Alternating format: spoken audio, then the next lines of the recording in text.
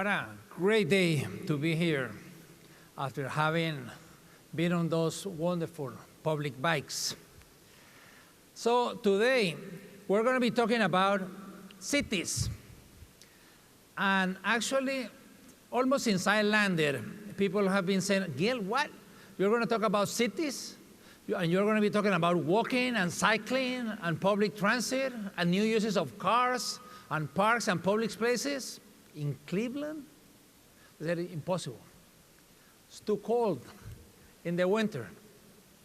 You know, the weather is always an excuse. You know, when I was working last year in January in the Caribbean, people said, oh, you know, we cannot walk or bike because it's too hot.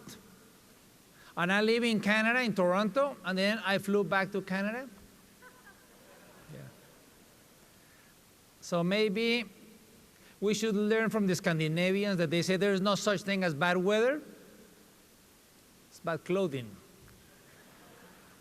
So we put on the proper clothes. Obviously, this is not good clothing for winter biking, but you put on the right clothes, and then you can go and bike and enjoy. But of course, it's about priorities. So since so many people have been talking about winter, that I decided to start with winter. I know that in Cleveland, you got about 20 horrible days. And in addition of the 20 horrible days, probably you also have another 70 pretty cold, not so great. But you have over 200 nice days of the year. Yeah. You know, one of the problems sometimes with cities that have winter, or the cities also that are very hot. I was working in Morocco, and they were saying the same thing the other way around about the hot weather, is that sometimes we focus on the 20 horrible days, and then we mess up the 365 days of the year. Sometimes we do things that are like a gigantic vacuum that sucks the life out of the city. In Toronto, we did an underground path, and everywhere where there's an underground path, nothing works. Nothing works. It's, instead of integrate, it segregates. They don't want poor people there.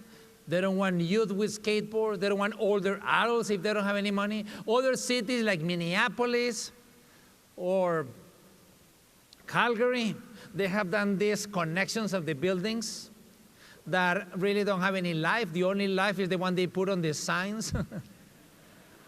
So of course, if we have winter, we gotta have better infrastructure. It's not that we should not have, it's that we gotta have better. But if we focus on the 200 nice days, then we're gonna have good nice days, and we're going also, even the bad days are not gonna be that bad. So we see, talking about cycling. We should be able to bike in the summer, in the fall, in the winter. So this is nice, by the way. As you can see, there's a physical separation. Sorry that I didn't have a steady hand. But the cyclists, the cars are at one level. 3 inches higher are the cyclists, and then 3 inches higher are the pedestrians. So all of a sudden it's very safe. All ages, all abilities. But then if it starts to snow, then again you should be able to bike. But it's about the priorities. Starts to snow, first they plow the sidewalk, then the bikeway, then the sidewalk, then the bikeway. The third time around is the sidewalk, the bikeway, and the street. It's about priorities. So even those 20 horrible days won't be as bad. So let's go back into cities. You know, cities is something exciting. You know, just 100 years ago, we only had 200 million people living in cities. 100 years ago, 200 million people. Today, we got 3.5 billion people living in cities. And by 2050, in 34, 35 years, we're going to have over 7 billion people living in cities. So in many ways, it's an exciting time of opportunity. How are we going to build these cities? Of course, we think going from 3.5 billion to 7 billion, we think that this is what it's going to look like. But no, the reality is that it can look like this. If we have nice places for pedestrians, for cyclists, for public transit, it's not rocket science. By the way, this is a symbol of what I'm talking today. Because what I'm talking today is not a technical issue. It's not a financial issue. It's a political issue, on the big sense of political, and everybody has to participate. And of course, there have been some successes around the world. I love that last year you had water as the theme, the 2015 theme. And in water, now we open the faucet, we get water, we think it's normal. But 25 years ago, we got 4 billion people with water. Now, around the world, we got 6 billion people, which is a nice success to go from 4 to 6. However, we still have 1.2 billion people that do not have access to clean water. And sewage, we got 1 out of 3 people around the world do not have sewage and toilets. So when we're talking that we are going to continue growing, not only do we have to improve the cities that we have today, but we got to create great cities. Because we're living in cities all over the world, more and more. People are moving into cities. In the US, or 85%, now close to 90% of the citizens live in cities. And something else, another big trend, is that we are living longer. Not only longer, much, much, much longer. And that is so exciting. It's what I call the new 65. The people that have ever, in the history of humanity, that have ever lived to 65, half are alive today. Half. This is quite new. And actually, I think the biggest waste of resource in America, and pretty much all over the world, but in America, is the older adults. People retire, and we cross them out as if they had died, except that they got 10, 20, 30, 40 years left, and they are healthier and wealthier and more travel and better educated, and they could be a fantastic resource for our cities. They could be teaching immigrants how to speak English. They could be helping kids in the schools, tutoring. They could be organizing Tai Chi in the park, and yoga, and walkabouts, and helping the city in multiple volunteer activities. We really got to take advantage. And this is quite new. Imagine, 180 years ago, here we have the life expectancy. All of these dots are the countries in the world. 180 years ago, we didn't have any country in the world that had a life expectancy above 45. Now, we don't have any country with a life expectancy below 45. This is exciting. And what are people doing? It's not about retirement, it's about rehirement. People are hungry to learn. Our universities, at least 25, 30% of the courses in the universities should be for older adults. People retire and they want to learn about history and philosophy and geography and gardening and cooking and sports and activities. This is the population in the US pretty much today, and this is how it's going to be by 2050. You see, here's 55. By the way, we knew this 60 years ago. Our cities are not really nice for older adults. It's not because we didn't know. If there is anything easy to predict, it's the aging of the population. Whoever's in their 40s this year, 10 years from now is going to be in their 50s. It's not complicated math. But look, very few people used to live in the US over 65 100 years ago. And it's growing so much. It's really exciting. The population over 65 is going to double. The population over 80 is going to quadruple. In the US, if we had been born in the US 200 years ago, the life expectancy was 39. So many of us would not be alive. However, now the life expectancy is almost 80. Imagine, in the history of humanity, the life expectancy reached 39. And in only 200 years, we have gone from 39 to 80. It's exciting. We learn how to survive. But when we see all of the issues around climate change and public health crisis, mental, physical, when we see traffic congestion, economic crisis, it's very clear that we need to learn how to live. And I think that a big part of this summit is about this. It's all of us learning from each other in the tables, from everybody, how to live.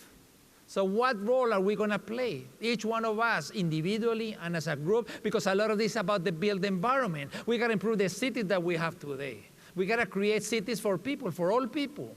So I think that this summit is so very appropriate. And I'm honored that the mayors here and leaders of the city, we have here private sector, public sector, elected officials. And I'm going to be talking about how to create vibrant cities and healthy communities where people are going to live happier. I want to put emphasis on equity and public health. And to put things into context, I'm going to talk a little bit about Bogota and 880 cities, but then I'm going to have 8 messages around Cleveland and sustainable mobility. Bogota.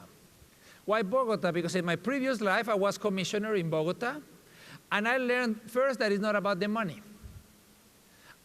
I mean, I go to so many cities, and people tell me, oh, we don't have any money. And then I see that they are building elevated highways, and they are building new exits out of the highways. So it's an issue of priorities.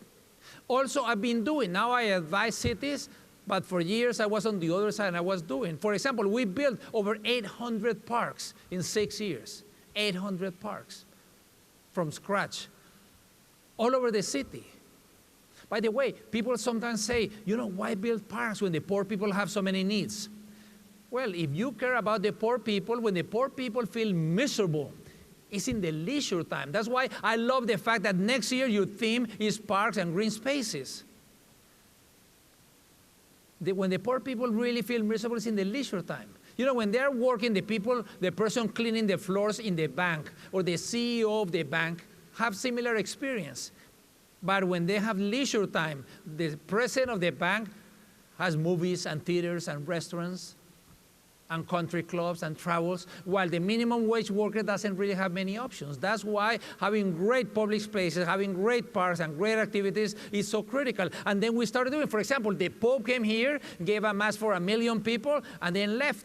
And the city put a wire fence, and no one could go in for 27 years. For almost 27 years, nothing happened. Why nothing happened? Because change is hard. Change is hard in Cleveland.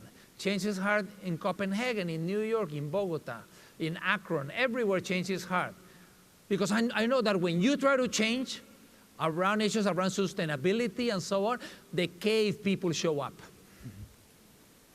Who are the cave people? They are the citizens against virtually everything.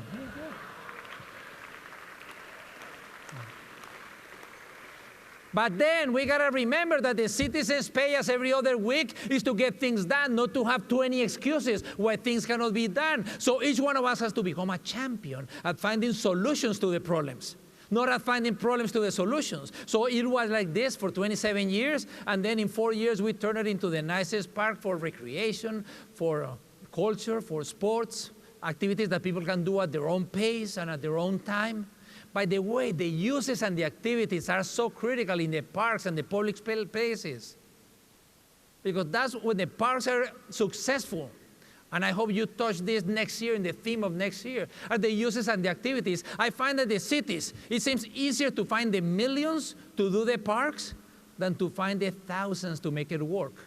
But if you don't get the thousands to make it work, the movie night, the Busker Festival, the guy carving pumpkins in Halloween, and so on, they are not going to work. And I love this park, but it's not only about big parks, because also people say, should we have big parks or small parks? Well, we got to have both, because they satisfy very different needs.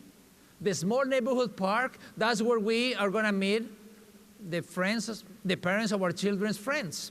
That's where we're going to develop a sense of belonging. That's also where we're going to improve safety, because we're going to improve solidarity. When people know each other, the neighborhoods are much safer when they got great parks, neighborhood parks. Because if I know my neighbors, if I know the people in my neighborhood, if something is happening, I go out and help. If I don't know anybody, I shut the door and I stay inside. So parks also create safer neighborhoods. So it's so many benefits. So I'm glad that you are working on that theme next year.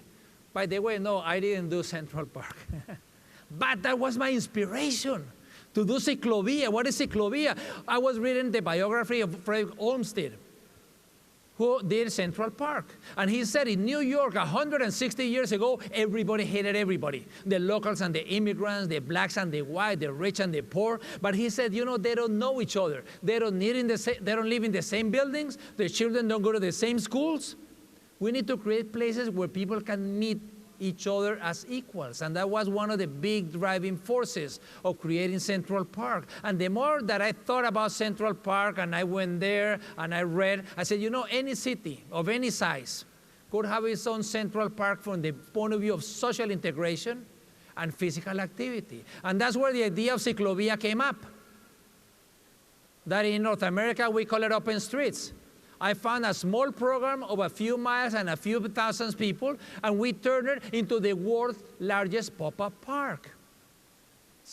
Sunday mornings, we pop it up, and people come out, and they walk, and they bike, and they skate. Look, all of these colors are at different income levels. We had very few miles only in the upper income. No, I made sure that we interconnected everybody. It's very important that the Open Streets program in Cleveland connects the wealthiest and the poorest, because this is also about integrating people. Also, we connected the parks and the main attractions so that also the open streets become a means to get to other places, not only an end. How do you do it? It's simple. You open streets to people, you close them to cars. And the magic happens. And people start coming out to walk, to bike, to skate. And not everybody wants to do that. So along the road, whenever there's a public space, we do aerobics and Tai Chi and cha-cha-cha. Whatever you want around physical activity. This is about physical activity. And it's great. Who comes? Everybody. All you really need is 2 feet and a heartbeat, and you are there. Regardless of your age or your economic condition. You know, every Sunday of the year plus holidays, so around 65 days of the year, we have over 1.5 million people every Sunday, 65 days. It changes minds. All of a sudden, people understand that the streets are public spaces, and it has become like a positive virus that is spreading. Who would have thought the city of angels, also the city of cars? Now they got the ciclovia. And Mayor Garcetti now is doing it monthly. And he wants to do it weekly as of next year. And Portland is doing it, and many other cities. So it's something that is great. New York, San Jose, 55,000 cars here on a Friday, only people walking and cycling. Paris is doing it. It's something that is quite exciting. I've seen cities of 10,000 people, of 100,000, of 10 million, 20 million, like Mexico City. This is great because this is the only place where we meet each other as equals. As equals.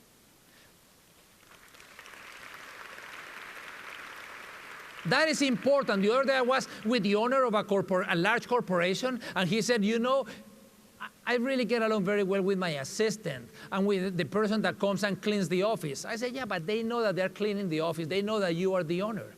But on Sundays, when you and your spouse and your kids get on your bikes or on your running shoes or whatever, and the person cleaning the floors and their spouse and their children also get on their bikes, you meet each other as equals. You don't meet each other as equals anywhere else. So that sense, all of a sudden, that is a magnificent sense. Also, we did over 280 kilometers of protected bikeways in 3 years. And Bogota is a poor city. We did it in 3 years and went from around 28,000 to 500,000 people riding bikes, always separating the pedestrians and the cyclists. And something that was very important is that it was connecting even the poorest neighborhoods. Some of these neighborhoods are so poor that it's almost impossible for you in Cleveland to imagine the level of poverty of these neighborhoods. And then how they were transformed. Why do we need good sidewalks, good bikeways? Part of it is because it's safer, but just as important is because we need to dignify the pedestrian. We need to dignify the cyclist with good trees, with good lights, good quality sidewalks. And by the way, if you notice, brand new for walking and cycling, nothing, dirt road for the cars. So when I say there is not a financial issue, it's because there was money either for pedestrian and cyclists or for cars. So it's a political decision what you do. You can do one or you can do the other. So we said, you know, the cars, leave it there for a future administration. And then these are some other examples. And it's also about being consistent between what we think, what we say, what we do. And when I'm talking today about people walking, I'm talking about anybody that moves at the speed of the pedestrian. When my brother was mayor the first time, this is what the Japanese, because that was 15 years ago. Now he was elected mayor again as of January of this year. This is what the Japanese Cooperation Agency were proposing, elevated highways. And this is a rendering from the newspaper. But he said no. He said no. I mean, the cars All of them used to park on the sidewalks. Just to get the cars out of the sidewalk was a huge fight. Huge fight. With death threats and with all kinds of things. And the sidewalks are so important because the sidewalks is not just for moving people from point A to point B. That's why also it's so different the walking from cycling or transit or cars. That the others is to move from point A to point B. The sidewalks, we meet people. We meet boyfriends and girlfriends and the next door neighbors and the retail. So the sidewalks are actually, you should consider next year in the parks and the green spaces because the sidewalks are much more part of the family of the parks than part of the family of the streets. And when he started talking about a bus rapid transit, people said, what? It's like a subway but at 1/20th of the cost? This used to be the transportation system. And in 36 months, from idea to implementing the first bus rapid transit, the BRT, and I love that here in Cleveland you have also a really nice BRT. By the way, this BRT moves more people than 90% of the subways in the world. And it was, but of course, you gotta connect people that are walking or cycling. Cycling can be a fantastic link to feed the BRT and any transportation system. And also, improving the public spaces along its way. But now, I run 880 cities and also World Urban Parks, and I've been lucky to have worked in more than 200 different countries. World Urban Parks, I hope that Cleveland becomes a member because we're spreading all over North America, and it's great because we share experiences, what to do, what not to do, what to avoid. And basically our mission is how to have access to quality urban parks. Next week we're partnering. From here, I go to Edmonton tomorrow night and to Cape Town over the weekend because next week we have a conference in Cape Town. Next year, we're going to have it in Minneapolis, the Greater and Greener. And this is our website. If you want to go, it's a not-for-profit. Everything you find there is free. But everywhere I go, people say, Gil, what is this 880 cities? Well, 880 cities is not really about walking or cycling or public transit or parks or streets. Those are the means, not the end. The end is how can we help in any way to create successful cities. Imagine, 2 weeks ago I was in Warsaw in Poland, and the first thing that I see, I go to a public place and people are dancing, and I say, what's going on in this public place? And the DJ is DJ Vika, 78-year-old DJ. Fantastic. So when we were saying that it's not about retirement, it's about retirement, imagine. She leads this, and most of the people that were dancing were from 20 to 100, but mostly over 40, over 50. It's great. But also successful cities. It's really great. But also we need to have healthy communities where people are going to live happier. And everywhere people said, Gil, is this intersection safe? Can I send my children walking to school? Can I send my grandparents on a bike to get eggs or milk? You don't need to be a transportation engineer. 3 simple steps, we call it the 880 rule of common sense. Unfortunately, common sense seems to be the least common of the senses. 3 steps. Step number 1, think of a child that you love around 8 years old. Your son, your daughter, your grandchild. Someone that you love. Once you have that child in mind, go to step number 2. Think of an 80-year-old that you love, your parents, your grandparents. And once you have the 8 and the 80-year-old, by the way, this is not 80. She's a yoga instructor, 97 years old, and teaches 7 days a week. And that is going to be common. I saw how lovely baby you brought with us. That baby, you know, we got to start thinking everything that we do in Cleveland, what is going to be the implications into the next century? Because that baby is going to be around in the next century. So we really need to rethink our decisions around these issues, around everything. You know, people are living to over 100, they're going to be living to over 100, the people that are being born now.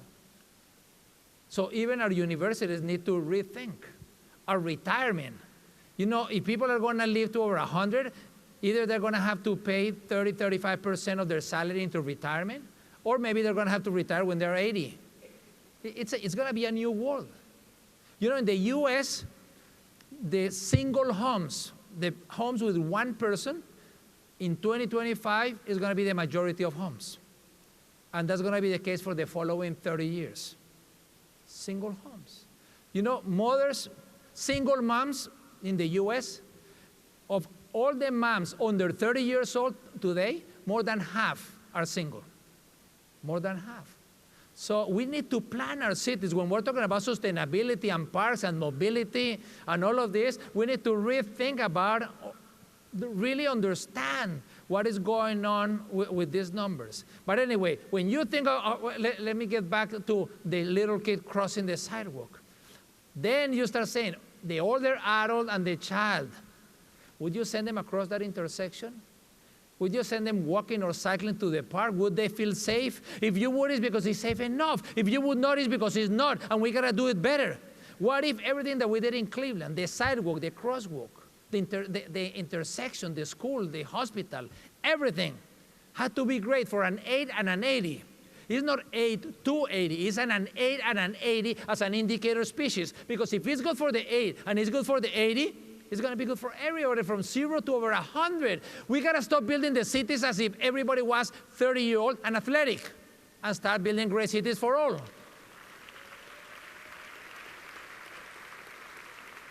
But we got to do it fast because there's an urgency. There's a population growth. In the U.S., is going to grow by more than 100 million people in the next 30 years. All the indicators, all the forecasts say that's going to happen, over 100 million in the next 35 years. By the way, even if you build walls, the Hispanics are going to grow from 55 million to 119 million with zero immigration, because somehow the Hispanics in the U.S. like to have more children. So they're going to grow to about 100. So that is also something that is going to be different. You know, by 2025, the children in the U.S., more than half, are going to be either Hispanic or black. So it's changing. You know, we're going to have to build in the U.S. over 40 million homes. And this is exciting. I know that Cleveland is not growing. However, it's a wonderful moment that the country is growing, because imagine the crisis, the level of the crisis, if the U.S. the population wasn't growing. What would be happening to cities like Cleveland that the population has been decreasing a little bit and has been stable? So you're going to take advantage of this opportunity, because this is not going to last forever. It's going to last the next 20 or 30 years. And people are moving into cities. In the U.S., it's already more than 85%. And we mentioned that the population was living longer and that the U.S. is going to double. And Cleveland obviously has to compete with cities around the world. We need to recreate the cities for people, and there are some ingredients. It's like you are going to do a pasta. You boil water, you put on the pasta. But if you only have water, it's going to be spiceless pasta. You know, people don't like spiceless pasta. So then either you get ingredients or your guests are going to go somewhere else. So you get the nice ingredients and you get a nice pasta. And then it works. It's like the city. The cities also have ingredients. Like when we were saying, the walking, the cycling, the transit, and so on, those are the spices. And we got to have Spice City, because people like Spice Cities, not spiceless cities. Some of you might say, oh, what does it look like? Well, you know, let me give you a couple of examples. If you are new in a city and you don't know anybody, would you go to these streets to meet people? And, you know, architects, this won a lot of architectural awards, but it's really horrible. This one is spice. You know, a church, spiceless, that works only a few hours a week. This is a parking, spiced. So that is and it's not about the money. This costs a lot of money. You go to this park, what do? You take photos, you never go back because there is nothing to do. This other park costs very little money, but you keep going because there's so many things to do. So it's spiceless, spiced. So in many ways, that's what we need. We need a spiced Cleveland. So we need to recruit. Yeah. Everywhere, part of the bike share and part of the public places and so on. It's about recreating, like Einstein said, we cannot solve the problems by using the same kind of thinking that we used when we created it. So let me take you through 8 messages. First, change is hard. Change is hard, but doable. I know that change is hard and it's so much easier to do more of the same. That's why I applaud Mayor Jackson when he's pushing new initiatives, because it would have been so much easier just to do more of the same. My friend Gil, and I was a consultant with them for about 11 years, he said, Gil, when in Copenhagen also the car was taking over in the 50s and 60s and 70s, when they were going to create their first pedestrian street, a street for people walking. People said, what, pedestrian? We have too many cars, and the weather is horrible. It's cold in the winter, it's hot in the summer, it rains all year. But the number one reason they said is not part of our culture. Pedestrian, that's for the Italians. That they are loud and noisy and they like to be on the streets. But we are Danish and we are cold and shy and we don't go out. Well, now the Danish are more Italian than the Italians. They love the pedestrian streets. In the rain, in the summer, in the winter, this is City Hall. They turned 18 of those parking lots into people places. And now even in the middle of the winter, people continue to use, and now not only they walk, but they also bike, and they change completely. Oh, but when you are changing, I want to recommend 3 useful guidelines. First, change is not unanimous.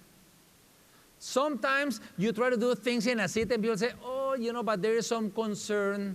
Oh, yeah, we want to widen the sidewalk, but some of the retail are not. No, it's never going to be unanimous. If you want change to be unanimous, you have to water it down so much that it's not going to be changed any longer. So you have to honestly listen to the citizens. But at the end of the day, you got to make a decision. Second, when you make that decision, make sure that the general interest must prevail over the particular interest. So in any public meeting, when someone says, oh, but I don't want that sidewalk because my business says, no, don't tell me about your business. Here we're only talking about the general interest.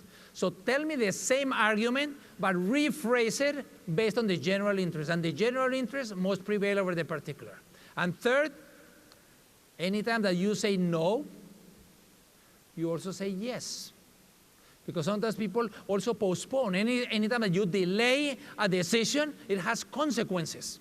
When you say, oh, we don't want people riding bicycles in Cleveland, in other words, you are saying, yes, we want more obese people, we want more heart attacks, we want more respiratory problems. When you say we don't want density, you are saying, okay, also we don't want young adults and we don't want older adults. So every decision has a consequence. So not deciding also has consequences. When you say no, you also say yes to something else. And we need to, change is hard. Even places like Copenhagen, change is hard there too. Look, when they bike, now 41 out of 100 trips in Copenhagen are on a bicycle, 41. And it's not because they are poor. They have a higher per capita income than any city in the U.S., but now they want to go to 50%. So they're not being complacent and saying, oh, we're already at 41. No, we're 41, but we want to go to 50. And you don't need to have special shoes. They used to have these bikes, public bikes, that were nice, but very heavy. Now, as of last year, the public bikes have GPS, and the gears are inside, and the brakes, and they are continuing to do protected bikeways. All of their bikeways are protected, except in the neighborhoods, and they're doing new bridges. And look, here the speed, when you go on your bike, all the traffic lights are at the speed of the bicycle, not at the speed of the cars.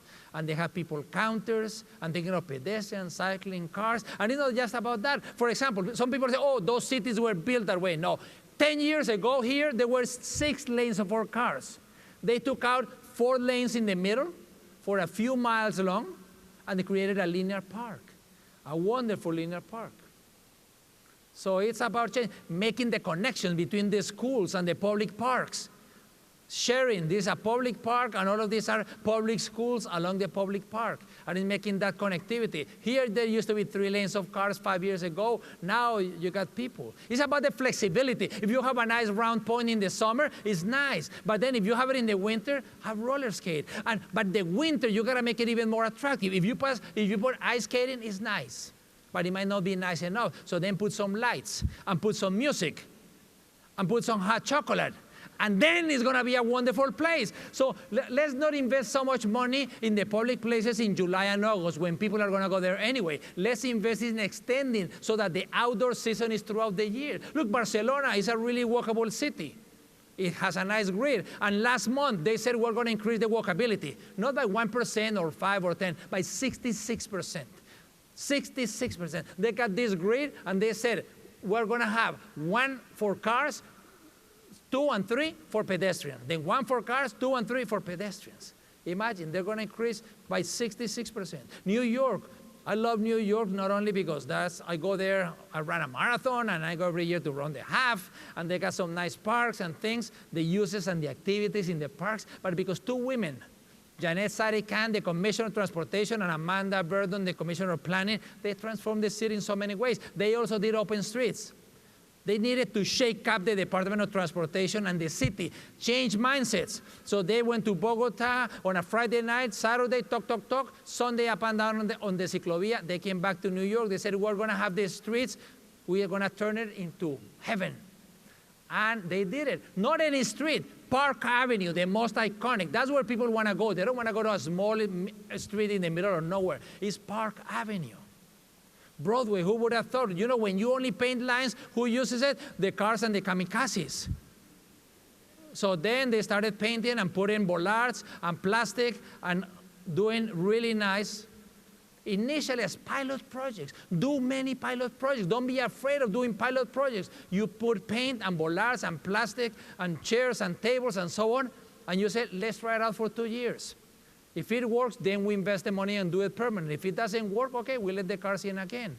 You know, do some pocket parks. All of this about sustainability. Sometimes those pilots is interesting. You come here, you tell people, oh, we're going to do a park here. And people say, oh, this woman is crazy, but let her do it because it's only for 2 years. And then Janet goes in with the green paint and the umbrellas and the chairs. And 2 years later, she makes that green paint real grass and makes it permanent. I've been working in Suwon with the Mayor Yom. And the Mayor Yom said, Gil, I want to show the citizens of Suwon in South Korea, one neighborhood, 30 days, 0 cars, so that they know what it looked like. And we started working with ICLEI and UN Habitat, and here was training all of his commissioners and directors, and then we went into the city, and we looked at the part of it infrastructure, part of it programs, and we started working with them, and it was quite exciting, and we did it. 1 month.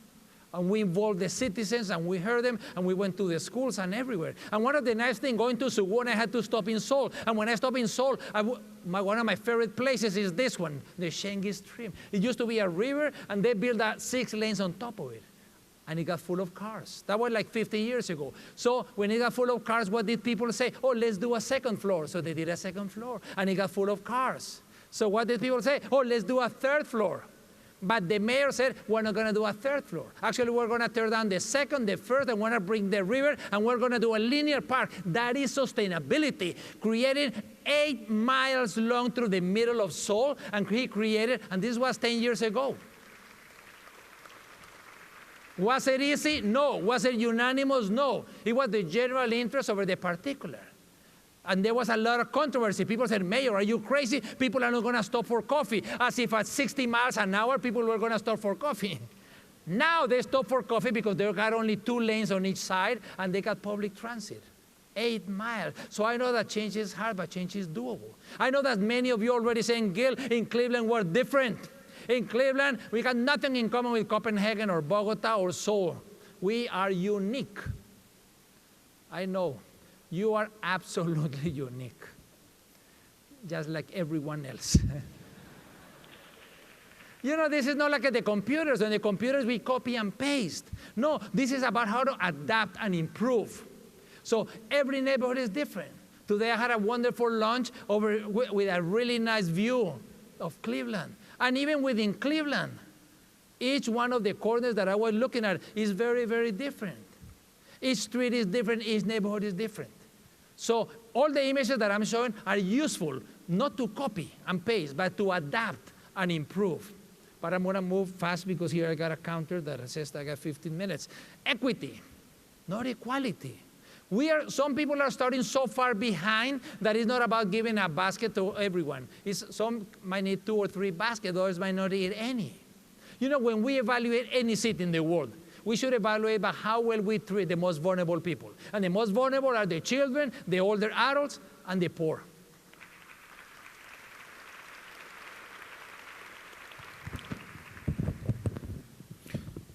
By the way, remember that I said, you know, that there's no such thing as bad weather, but it's bad clothing?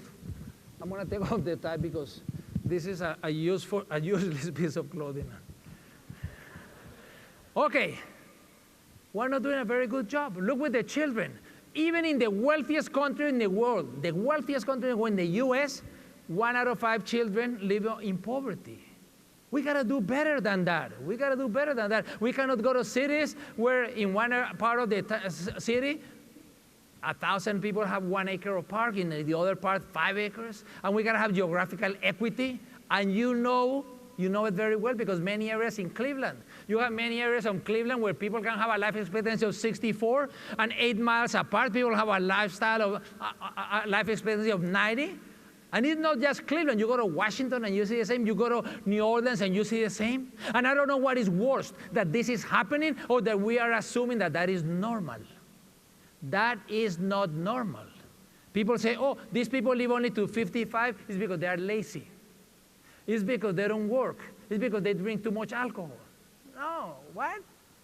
You know, you go there, they don't even have grocery stores to buy food, even if they wanted and had the money to buy food. Their parks are disastrous condition. The sidewalks are rotten, the quality of the schools. We really need to do a huge, investment. You know, from the point of view of inequality, is the Gini, the Gini is the index of inequality. These are all of the OECD countries. Clearly, the US is in the wrong side of the chart.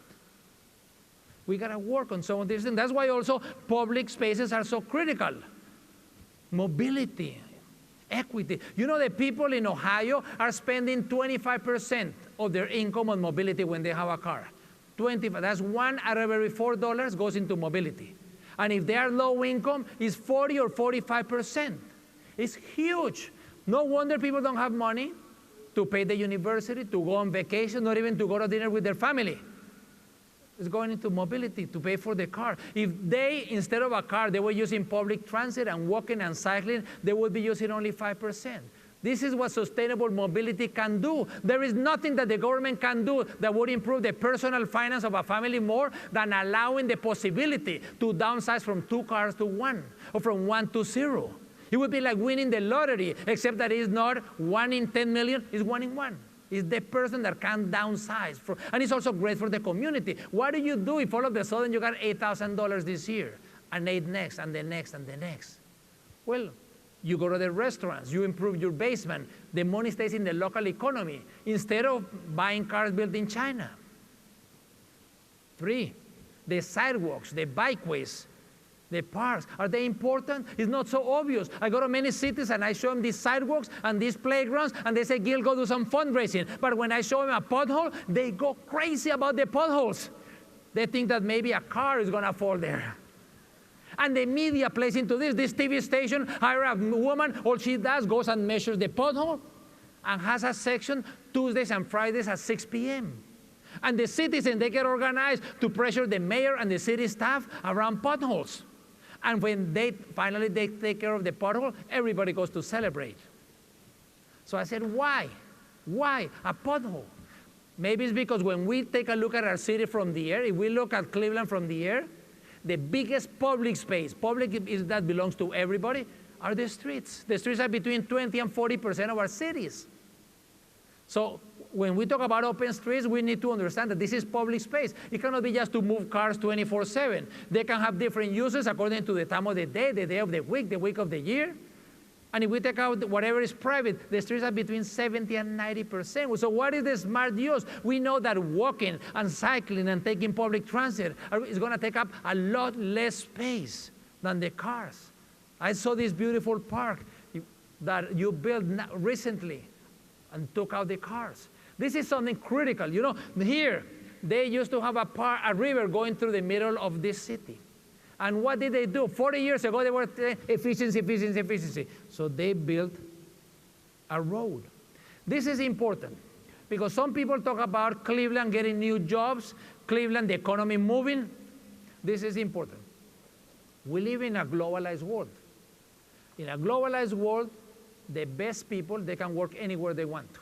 However you define best, it can be the best engineer, the best medical doctor, the best pizza maker, soccer coach, carpenter. If I'm a really good carpenter, I can live anywhere I want to live. So I'm going to live wherever me and my spouse and my children have the best quality of life. So every morning, the leaders of in the public and private sector and community in Cleveland should say, how can we retain our best people? How can we attract? This is not just an issue of quantity. More important than quantity is an issue of quality. So the people here said, can we bring the best people of Cleveland to live here? Probably not. So someone said 7 years ago, wasn't there a river going down under? And 7 years ago, they brought it out. And would you want to live here or you want to live here? That's the idea. We're going to decide, are we going to build streets for cars or streets for people? Do we want our streets to look like car storage or actually to help build community? It's about how do we want to live. We dream that this is how we want to live. And then we go out and build this. We are not consistent. This is all of Florence, Italy, and one highway intersection in Atlanta at the same level. Number 4, play. In Cleveland, let's have play everywhere. Imagine you go out to take the bus, and while the bus is coming, you can swing. And you bring your kids, and then you got a small parklet. Playability everywhere in Cleveland. It's so fun, it's interesting. It's like, maybe this is how LeBron James got his start. We got to have a city. You know, this is very, very important. Because for the children, playing is not just fun and games. Playing is where they develop their sense of belonging. That is where they strengthen their muscles. That's where they develop their cognitive thinking, the capacity to concentrate, to focus, to develop friendships. So having play everywhere is something that is critical. In Cleveland, how about if we said every child in Cleveland is going to have a park or a play area within a quarter of a mile?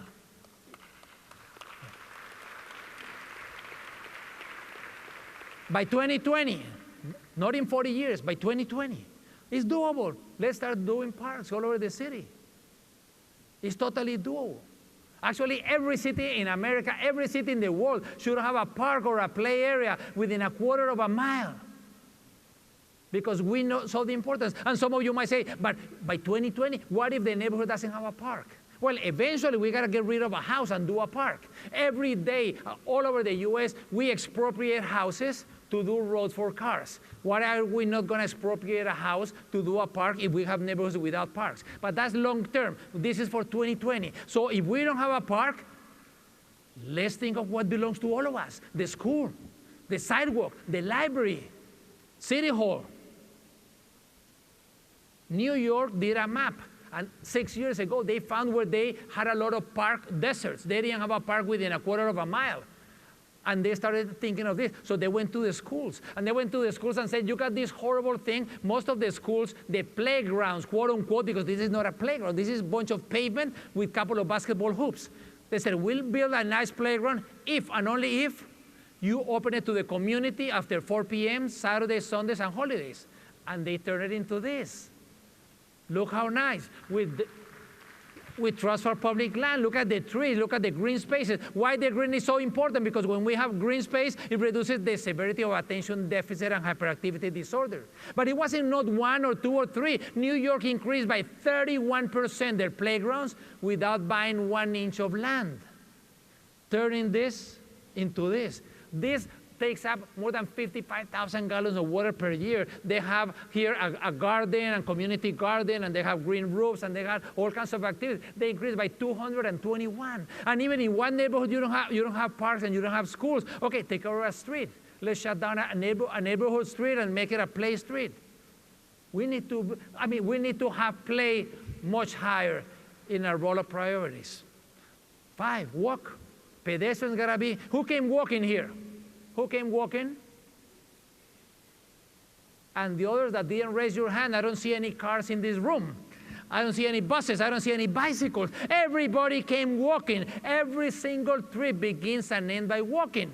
We walk to the car. We walk to transit. We all walk. Also, it's so nice because that's how we were created. You know, just like the birds, they fly, or the fish swim, and the deer runs, people, we walk. We walk. And we are so happy when we walk because when we're walking, we use all of our senses.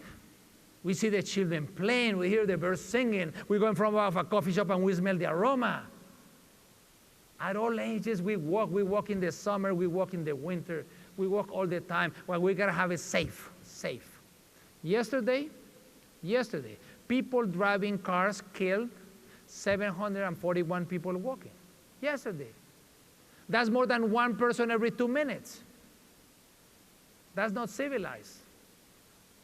They are not accidents. They are incidents because they could have been avoided. In the US last year, over 76,000 people were hit by cars, pedestrians. In the US, in the last 10 years, there have been people walking. There have been 16 times more people walking killed by cars than everyone that has died in natural disasters. If you add everybody that died in natural disaster, but there is a natural disaster and everybody's there to help. But the people walking, it seems like they were orphans. We gotta work on Vision Zero. There shouldn't be anybody that are in incidents of transit, walking, cycling, in cars, in public transit, in any. And if we're going to improve walking, pedestrians have to be a priority, and they have not been a priority. When we build sidewalks like this, when we allow the cars to encroach, when we're telling this woman, you are a second-class citizen, every single day. And if we're going to improve walkability, we got to lower the speed, 20 miles an hour, maximum, in all residential areas. Not because 20 is plenty sounds nice, but because if you get hit by a car at 20, there is 5% probability of being killed. If you get hit at 40, it's over 80%. And there are many, many studies that show. Also, because many more people walk. When you are walking and the cars are going by at 20 or 30, it's an enjoyable walk. When the cars are going at 40 or 50, it's not an enjoyable walk. That's why already in the UK, over 13 million people live in 20-mile-an-hour communities. And in New York now, as of last year, the default speed is 25, and in Toronto, almost 1 million people. Also, if you have a small island in a crosswalk, you eliminate more than half of the incidents. Why are we still doing crosswalk without a small island? And if we have winter, of course, we gotta have better islands so that the kids go on a field trip, not all across, they wait. And the older adults are so critical because older adults are killed in intersections twice as many as the proportion of the population. It's not because those older adults are listening to music too loud, it's because those intersections are not safe. So we gotta fix it. We gotta make pedestrians first. 6, sustainable mobility. Matt already showed this graph where it's very clear that public transit is low, walking is low, and bicycle is very low.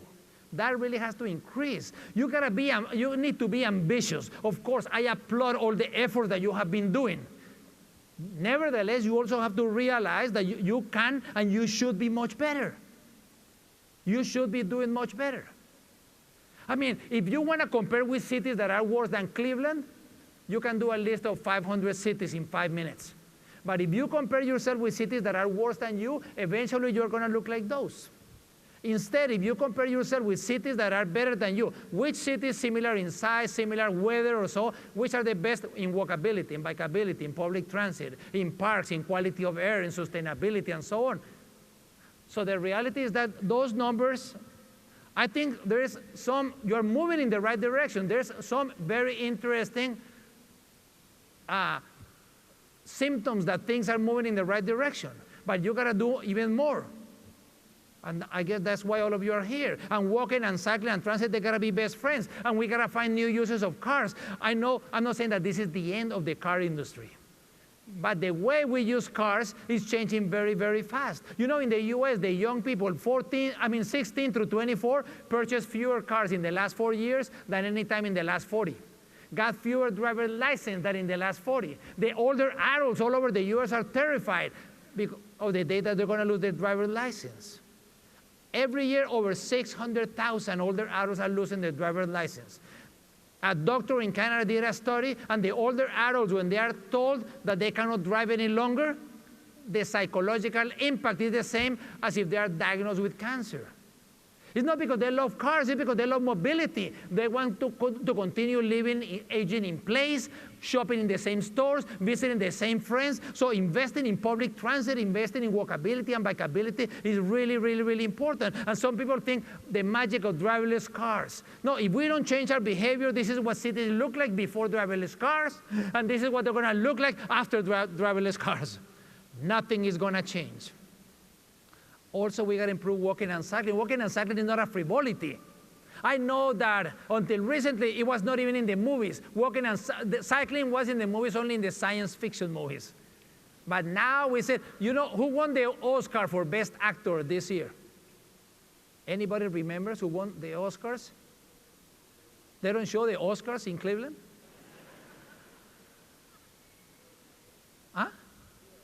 Leo. You know what? He changes girlfriend every year. You know how he knows if the girlfriend is in shape or not? No, it's not what you're thinking. He takes her on a bike ride. Fantastic. And these people, I guess they won't be going on a bike ride together anymore. But now, you know, in the fashion, now it's interesting. But everybody seems to be cycling. But let's keep in mind that walking and cycling is not a joke. Walking and cycling is the only individual mode of mobility for most people. For all children and youth, if you're under 16 in Cleveland, you might live in the wealthiest neighborhood. If you're under 16, your only individual mode of mobility is to walk or to bike. So safe walking and cycling should be like a right, the right to individual mobility. Unless you think that only the people that have the money and the age and the desire to drive a car have a right to individual mobility. That's why all of this is also related to democracy and human rights and equality and sustainability, because everything is linked to everything. And in addition to walkability, we got to improve cycling. Riding bikes has to be safe. How do we improve it? It's not by painting things on the pavement where the cars are not going to respect. This is from Toronto. Toronto is a very nice walkable city, but it's horrible bikeable. We do bicycle parking, and we do chairs, and we do lockers, and we do all of this. You know, that improves the cycling for the 4% that is already biking. But that doesn't get new cyclists in so many ways. That is almost like getting the saddle before the horse. The only two things that really increase cycling big time is, one, reduce the speed in the neighborhoods to 20 miles an hour. And wherever you don't have 20 miles an hour, you need to do a minimum grid, a minimum network of protected bikeways. They have to be 4A bikeways. What is the 4A? All ages, all abilities. If it's not all ages, all abilities, it's not good enough. So you need to have some kind of physical separation between the cyclists and the cars, between the cyclists and the pedestrians. And it can be permanent like this one's in Paris, or it can be some temporary. I know you are doing some efforts. This looks really, really nice. If it's Sunday morning, 10 a.m., and there are no cars on the road. But put cars there at 40 or 50 miles an hour, and then it's not going to be all ages, all abilities. Sometimes, you know, what is really, really, really hard is get the space. To get the space for the bicycle is hard. Once you get it, then do what is easy. Because if you only paint the line, people are not going to use it. So enhance that line. That same space, that same bike lane, let's put some plastic bollards. And that is going to make a huge difference on the people that are going to ride it. I love the fact that you are doing 70 miles of bike lanes. Put on those 70 miles of bike lanes these plastic bollards, and you are going to have a great cycling city. And that is going to be the start of a wonderful network to irradiate across the city. I love that Midway protected bike network. And it's not because I'm saying it. People like Bikes for People have done studies all over the US. The majority of the people in cities want a bike if they are physically separated by a barrier. Who wants it? Everybody, the men, the women, the rich, the poor, the black, Hispanic, the poor, the rich. Everybody wants it. So let's do it that way. That's what happens in Copenhagen when they created a grid. That's what happens in places like Seville. That is what's happening everywhere. It's like a power grid. The same way that we have a citywide power grid, we need to have a citywide bicycle grid. Because if you don't bike because you are afraid of the cars, and now 30% of the ride is safe, but the other 70% still not, you're not going to do it. Look, Calgary, a winter city like Cleveland. In Calgary, they did one protected bikeway. And then they told the mayor, Mayor Nenshi, no one is biking. And he said, of course, no one is biking because we don't have a cycle track network. We have one bikeway, we don't have a network. So he said, let's do a network in the downtown. And let's wait 2 years. If 2 years from now people are not biking, we get rid of them. And in 1 year they built it, and now they're in their 2-year pilot. They started building them all over the place, and they were all of the downtown, and they started connecting also with trails. They plow over 200 kilometers, so it's about 130 miles of trails. They are plowed throughout the winter at a good quality for cycling. And this is Calgary, a city that was known like the Houston of the North. And sometimes people say, but why are you doing so? Why do good quality bikeways when I don't see the bicycles in my city? Well, you know, my friend Mike, he builds bridges. And I said, Mike, has anybody ever asked you to justify the quality of the bridge based on the people that are swimming across the river? No, they build a bridge based on the latent demand. The same thing with the bicycle grid. It's based on the latent demand. And the quality infrastructure is going to be part of the respect for people. And I know that there are good symptoms and you're moving in the right direction. Today we saw these wonderful bikes. And we started biking, really good quality. And there's a lot of stations across the downtown. So this is part of it. But we need to have the place to ride them. And we want to improve public transit. My brother that is mayor said the civilized city is not the one where the poor have cars. It's the one where the rich use public transit. We need to do, the quality of public transit has to be good, like this one in Copenhagen, in Melbourne. This used to be 6 lanes of cars 10 years ago. And look, they got rid of the cars. Now it's only walking and public transit. 2 weeks ago, I was in Poland, full of cars. Now they're building public transit all over the place. In Quebec, where they build the trains, the Bombardier, what are they doing? A BRT, a network of BRT in Quebec, bus rapid transit. In the capital where they have, of the province where they have. So I love when you are doing this. This is really great. A network of bus rapid transit across the city. What other city are you going to be able to bike under that chandelier? This is great. Oh, one small thing that I thought that was really, really horrible is this advertisement on the buses. That is horrible. Don't let any advertisement on the windows. Tell the advertisers to work around the windows. But in the window, we need to respect the people that are on those buses. And you should be able to look at the trees, at the people, at the retail, at whatever, but not at the back of an advertisement.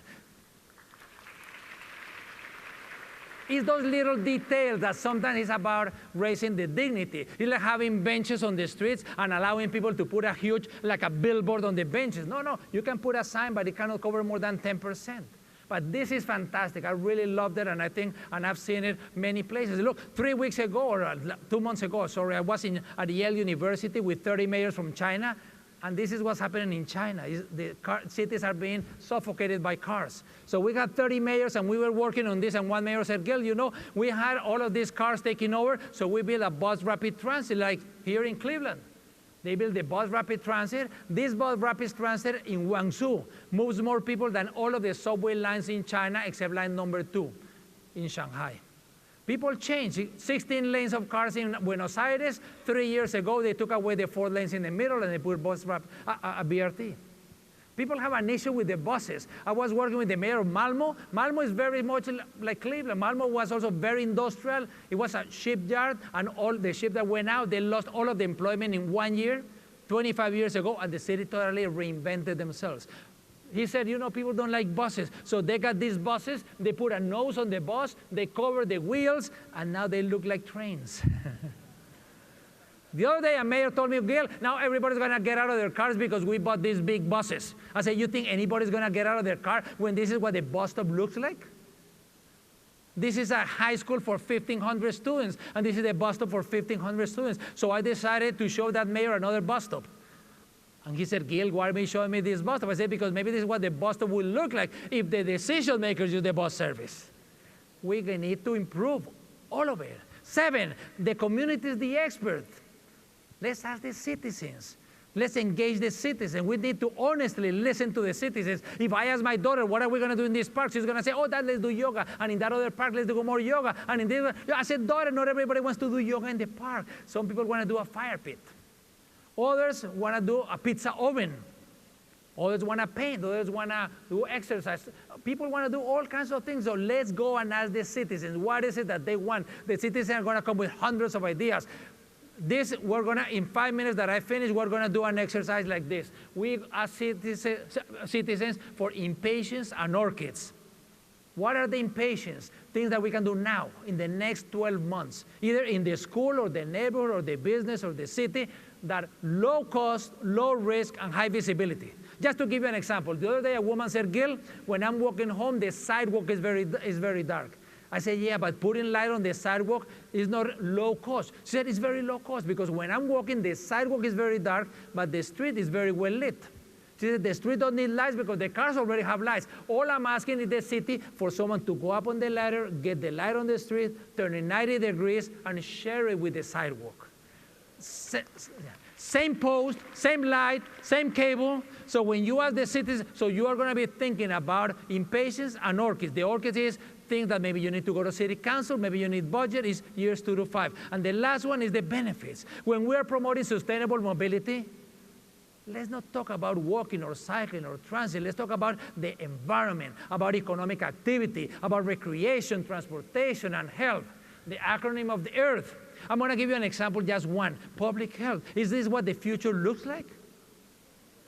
And obesity is not just how people look. Obesity, we're investing billions of dollars in heart attacks, in respiratory problems, in anxiety. You know, you can have the best public health system in the world. It's not going to survive if it's only curative. It has to be preventive. 1 out of 3 people in the US are obese. Over 35% of the people in Cleveland are obese. And again, when you go neighborhood by neighborhood, it's very different. It can range from 29 to 41. But even 29 is extremely high. 41 obviously is even more. People hear my accent and they say, Gil, you don't know, it's always been like this. No, it's not always been like this. In the US, 20 years ago, we didn't have one state with 20% obesity. Today, we don't have one state with less than 20% obesity. It's getting worse. We got to work on both sides of the balance. Calories in, calories out. In Cleveland, according to the numbers that are on your desk, 56% of the population live in food deserts area. In the US, the average is 10%. We got to improve the school lunches. We got to have farmers markets all over. And I was very happy to hear that now you got about 300 farmer mobile markets going over the neighborhoods. That is really great. But that has to be expanded. We got to have gardens in the parks, in the schools, so that the children learn that the tomatoes don't come out of a factory, but they actually are grown. And in addition of better food, we also got to be active. Not much active. It's not about marathons. It's not about that. 30 minutes a day for adults, 60 minutes a day for children. And like the head of the CDC says, physical activity is the wonder drug. And no better place to do it than in the sidewalks, in the streets, in the parks. So sustainable mobility improves the physical health. But there is no health if we don't have mental health. Depression today is the world's leading cause of disability. Matt was talking about the trees. It's very important. If we have contact with nature, it's going to improve the mood, the cognitive attention. If our neighborhoods are green, if we got those tree canopies, if we got those parks, it's going to lower the depression, the anxiety. So the plan of the urban tree canopy is critical, not just for the environment, not just because it looks good, but because it's going to be great for public health. Your parks, your protected areas. All of that is absolutely critical. Everything is really linked to everything in that sense. Shinrin-yoku in Japan. If you have contact with nature, if you have a forest bathing, in 2 days you're going to have 50% more anti-cancer cells. And you go to the parks and you see people of all ages. So I just want to end by saying there are some challenges, but more than challenges, you got great opportunities. But if we define our city around cars, all we're going to get is more cars. And then we're going to have to go out and invite our friends to help us cross the streets. And this isn't far from the reality. The streets are getting wider, the cars are going faster. And what do? We build more roads as if that was going to solve. And it's not only just these gigantic highways. Last year I was working in Milano, and in Milano, horrible how the city is being suffocated by cars. They used to have these nice promenades for people walking. Now people are parking everywhere. Building more roads to solve mobility is like trying to put out a fire using gasoline. It doesn't work. But if we define our city around people, we're going to get healthier people, and we're going to get happier people, and we're going to get better quality of life for all. So we really got to think outside the box. These are not technical issues. These are not financial issues. These are political issues, and everybody has to participate. We need to create a broad alliance. We need to have elected officials at the municipal level, at the state level, at the federal level. We got to have public sector staff, not just planners and transportation. We got to have public health and education and environment, and we got to get the community, the activists, the universities, the media, regular citizens. An example to end that is not technical. Sometimes we love doing workshops with children. Here we were asking children, what do you do a drawing? How would you like your community to be when you have your parents' age and you have children your own age? Work with children, because if we educate children very, very well, they go home and they educate their parents. So these children started doing drawings, and this one is only 13, and he wrote, I want few cars, I want many people walking and many people cycling. And then he didn't write, but he drew an area for pedestrians, for cyclists, for buses, and for cars. He doesn't know that we walk at 3 miles an hour, but he knows that if we mix pedestrians and cyclists, the pedestrian is going to get injured. If we mix cyclists and cars, the cyclist is going to get injured. And then he drew public parks with low buildings and street-level activity. This is great. You know, years ago, we were not talking about these issues. Now we are talking, which is great. So I hope that today and tomorrow, you use these days to recharge your batteries. But once you recharge, work, work, work. We got to do more. It's not about sustainable mobility. It's about creating a vibrant Cleveland with healthy communities where all people are going to live happier. I wish you much success. Thank you very much.